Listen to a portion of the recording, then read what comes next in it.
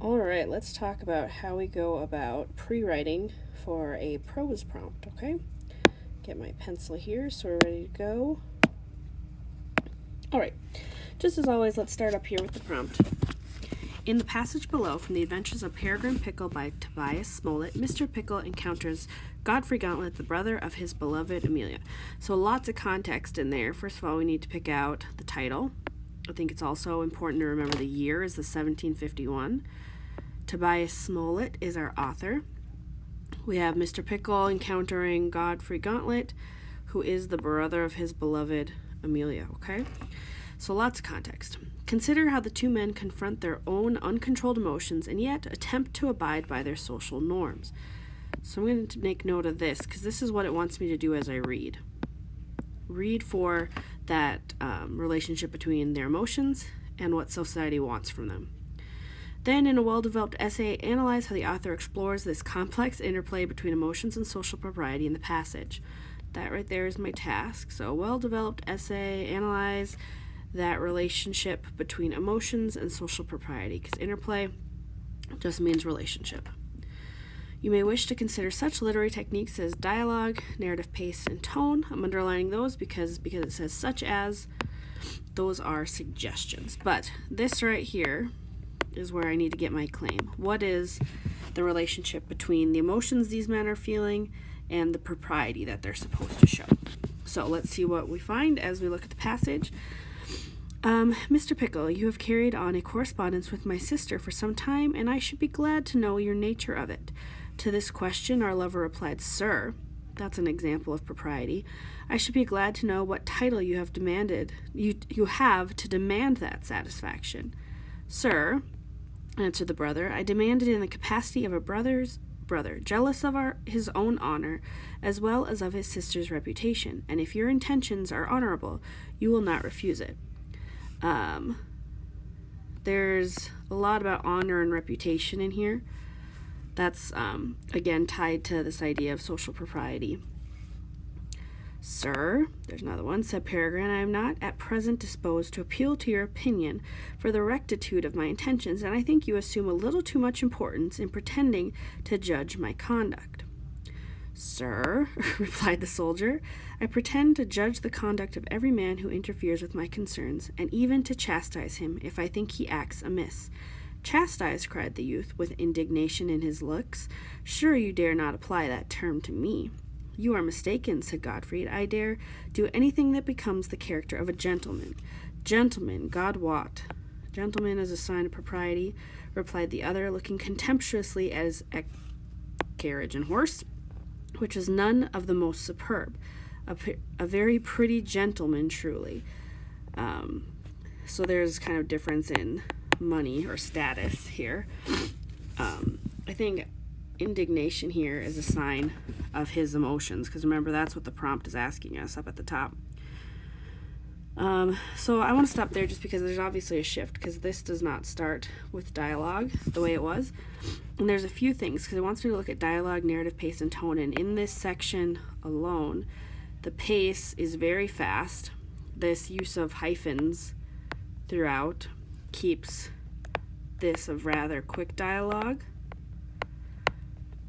And so the author is kind of playing with the format that we typically see with dialogue. And that's about the pace. Make myself a note. It kind of has like an escalation as it goes through, too, in terms of the two guys' emotions. Let's keep reading.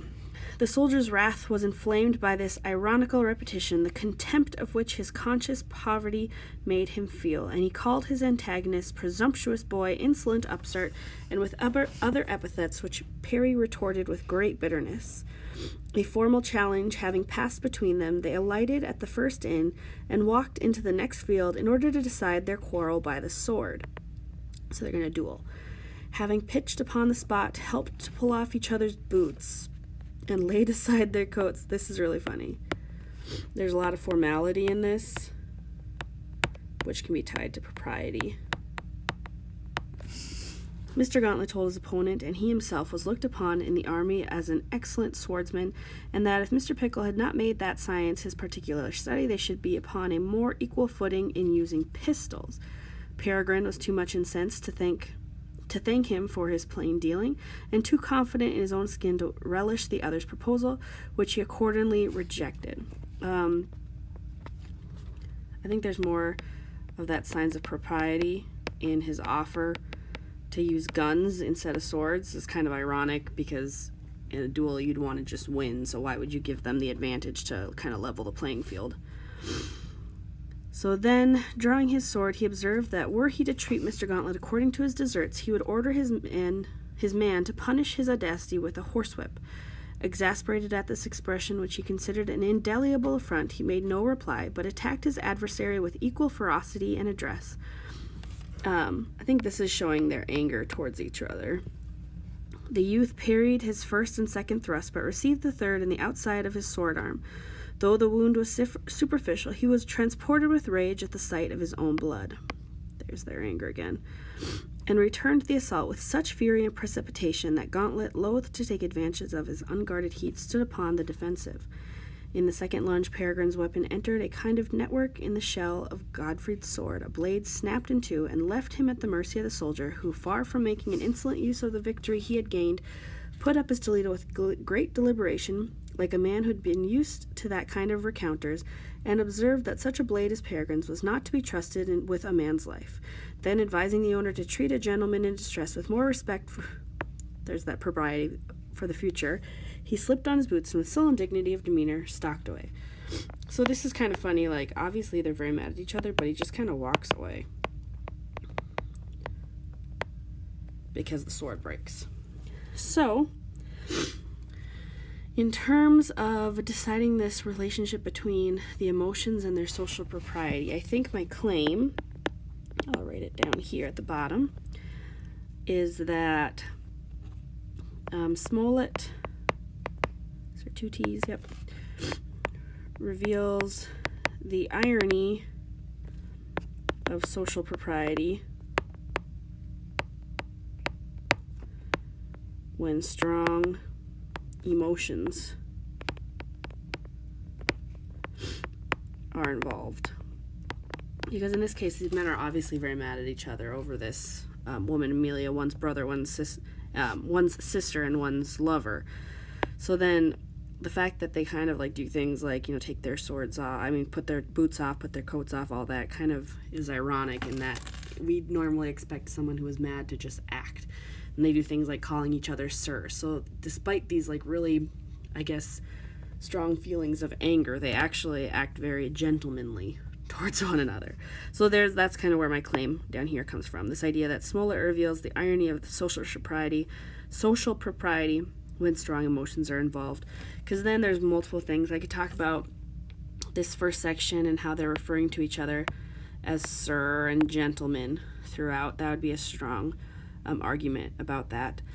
I could also talk about how this narrative pace, because it is so quick, we get a sense of that anger they feel towards each other, or the contempt rather that they have for one another. So I could also tie that. So that could be like the use of sir could be my first main point. My second main point could be that quick pace. And then I would probably talk about down here the propriety of, taking off their boots and their waistcoats and waiting for each other, despite the fact that they're obviously very angry with one another.